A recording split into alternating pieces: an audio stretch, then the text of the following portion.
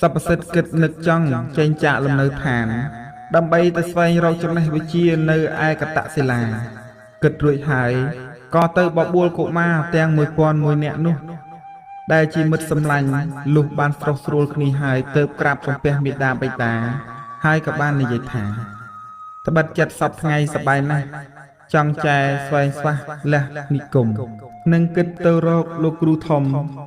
ឯបុរីមនោរម្យកតសិលារោគរៀនចម្រើនច្រើនភេទព្រះទ្វេផងអាណិតកូនម្ដងខំខមាបើរៀនចេះសពគ្រប់កាលណានឹងលាអាចារ្យមកវិញថ្មីមេដាបៃតាកាលបើបានស្ដាប់ឮសពសិទ្ធសុំលាចាកបុរីដូច្នេះក៏មានវិចារទៀតថាកូនអីកូនយើងឥតមានខាខំកូនបានទេព្រោះថាទំនៀមជាបុរសត្រូវកើតមកហើយត្រូវទៅស្វែងរករៀននៅអក្សរសាស្ត្រសិល្ប៍ដើម្បីទុកជាទ្រព្យតទៅថ្ងៃក្រោយបន្ទាប់ពីទទួលបានការអនុញ្ញាតនិងការប្រសិទ្ធពរជ័យពីមេដាបៃតាហើយសពសិទ្ធក៏បានក្រាបសំពះលាលោកទាំងពីររួចក៏បាននាំភីលៀងនិងកុមារចំនួន1001នាក់បានចាក់ចេញដំណើរបាត់ទៅសពសិទ្ធនិងកុមារទាំងអស់នោះបានខំដើរទាំងថ្ងៃទាំងយប់មិនហ៊ានឈប់ឈរទេហើយក៏បានទៅដល់នគរកតសិលាដោយបំណងពិតមែនបន្ទាប់មកពួកគេក៏បានចូលទៅជួបព្រះអាចារ្យពិសាបាមកនៅឯទីនោះបន្ទាប់ពីបានចូលមកហាត់រៀននៅទីនោះមកពួកគេខិតខំប្រឹងហាត់រៀនមិនដែលហ៊ានឈប់ខកខានពេលវេលាណាឡើយមិនយូរប៉ុន្មានសពសិទ្ធដែលជាតួអង្គព្រះពោធិសត្វនោះនិងភិលៀងបានរៀនចេះវេទមន្តជាច្រើនដូចជាមនុស្សស្លាប់ហើយក៏សពសិទ្ធអាចដងដួងយកចាក់ចេញពីចិត្តពីខ្លួនយកទៅដាក់នៅលើសពនោះឲ្យអាចរស់រានមានជីវិតវិញបានមិនតែប៉ុណ្ណោះទេបើទោះបីជាវត្ថុអ្វីផ្សេងក៏សពសិទ្ធនិងភិលៀងនោះអាចដកដួងចិត្តយកទៅដាក់ចូលហើយវត្ថុនោះក៏អាចចរចាឆ្លើយឆ្លងបានដូចជាមនុស្សធម្មតាវិញដែរចំណែកឯកុមារទាំង1001នាក់នោះរៀនពុំបានចេះស្មើនឹងសពសិទ្ធនិងភិលៀងឡើយ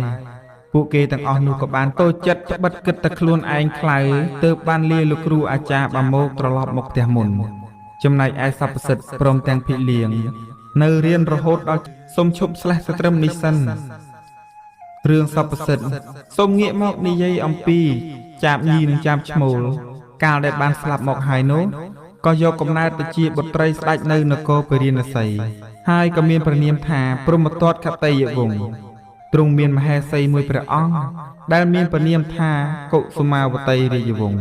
កាលដែលព្រះនាងសុខុមាទ្រង់មានព្រះគភ៌គម្រប់ខែថ្ងៃហើយទ្រង់ក៏បានប្រសូតបុត្រីមួយអង្គដែលមានរូបឆោមលោមពណ៌ល្អពេកកន្លងមិនមានស្រីណាអាចប្រឡងប្រជែងសម្រស់បានឡើយព្រះអង្គព្រហ្មទត្តទ្រង់ក៏បានប្រទានព្រះនាមដល់រាជិនីធីតានោះថាសុវណ្ណកេសរ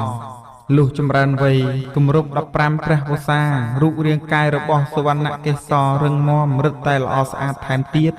នឹងរកស្រីឯណាប្រៀបបានឡើយនៅក្នុងព្រះនគរនោះដោយហេតុថាមានកម្មផលជាប់ជំពាក់ពីជាតិមុនមកទើបសុវណ្ណកេសរមិនដែលនិយាយស្ដីនឹងបុរសមនុស្សប្រុសតូចធំក្ដីឡើយនឹងសូម្បីតែព្រះបិតារបស់ខ្លួនក៏មិនដែលអាចចរចាស្រដីតែនឹងស្នំបរិវារនិងស្នំលាក់ខ្លួនសំងំនៅក្នុងប្រាសាទដោយមិនបានចាក់ចេញជួបបុរសណាម្នាក់ឡើយអស់រយៈពេល15ព្រះវស្សាកន្លងមកកាលនោះព្រះបាទព្រហ្មទត្តទ្រង់ក៏បានជ្រាបនៅសេចក្តីបុត្រីថាពុំអាចនិយាយចរចានឹងបុរសណាដូច្នេះទ្រង់ក៏ភិផលពេកក្រៃក្រោយមកទ្រង់ក៏បានត្រាស់ហៅមហេសីរបស់ទ្រង់ហើយក៏មានព្រះបន្ទូលថាប្អូនអើយហេតុអ្វីបុត្រីថ្លៃពុំដែលប្រស័យនឹងអញឡើយចាប់តាំងតែពីតូចរហូតដល់ធំពេលពេញក្រមុំប៉ុណ្ណេះហើយឬមួយមិនសុខទុក្ខទូមនោះបើមានក្តីខុសទាស់ចិត្តសៅហ្មងហេតុនេះសែនឆ្ងល់សែនកន្លងចូលនាងទៅលួងលោមសួរកលមើលសុកុមារដែលជាអគ្គមហេសីរបស់ព្រះបាទព្រហ្មទត្តក៏បានទទួលព្រះរាជអង្គការហើយក៏ប្រញាប់ទៅជួបនឹងសុវណ្ណកេសរនៅឯប្រាសាទទ្រង់ក៏មានព្រះបន្ទូលថាហើយបុត្រីកល្យានថ្លើមថ្លៃមេដាអើយមេដាមកនេះក៏ព្រោះតែបិតាទ្រង់ភិផលថាហេតុអ្វីក៏បុត្រីមិនដែលគល់នឹងទ្រង់ចរចាជាមួយនឹងទ្រង់សោះឬមួយក៏បុត្រីមានទោសមនោះទាស់ចិត្តពេកក្រៃនៅរឿងអ្វីមួយ ចូលបុត្រីស្រដីប្រាប់មេដាតាមត្រង់មកកុំលាក់លៀមអ្វីណានៅពេលនោះសុវណ្ណកេសរបានស្ដាប់ឮមេដាមានព្រះបន្ទូលហើយក៏មានការភិតភ័យជាខ្លាំងក៏អោនក្រាបសំពះទៅមេដាហើយក៏បានទូលថាអោអោមេមានគុណបុត្រីអើយបុត្រដឹងថាព្រះអង្គក្សត្របិតាទ្រង់មានគុណធ្ងន់ពេកអណៃកន្លងព្រោះព្រះអង្គបានបង្កើតបុត្រមកហើយក៏ចិញ្ចឹមបីបាច់ថែរក្សារហូតបានធំប៉ុណ្ណេះទៀតបុត្រមិនដែលសៅមងនៅក្នុងចិត្តណាឡើយប៉ុន្តែពេលនេះសូមព្រះមេត្តាអាណិតដល់បុត្រផងសុវណ្ណកេសរនិយាយដល់ត្រឹមនេះក៏ទ្រង់ព្រះកន្សែងបណ្ដើនិយាយបណ្ដើសូមព្រះមេត្តាទូលព្រះបិតាផងថាបុត្រនេះមិនដឹងជាមានកម្មពីអ្វីទេទើបបណ្ដាលឲ្យបុត្រចេះតែមានចិត្តជិនណាយមិនចង់និយាយស្ដីចំពោះបុរសគ្រប់រូបសូម្បីតែព្រះអង្គដែលជាព្រះបិតាដែលមានគុណធ្ងន់ចំពោះបុត្រយ៉ាងណាក៏ដោយឲ្យតែបុត្រហៀបនឹងហាមាត់និយាយស្ដីនោះហាក់មានអ្វីមួយមកខ្ទាស់ទុកមិនអោយនិយាយសូម្បីតែមួយម៉ាត់ចាញ់ឡើយមានតែការអៀនខ្មាស់យ៉ាងខ្លាំងនេះហើយគឺជាការពិតបើមេដាមិនជឿបុត្រសូមស្បត់ជូនក៏បានដែរ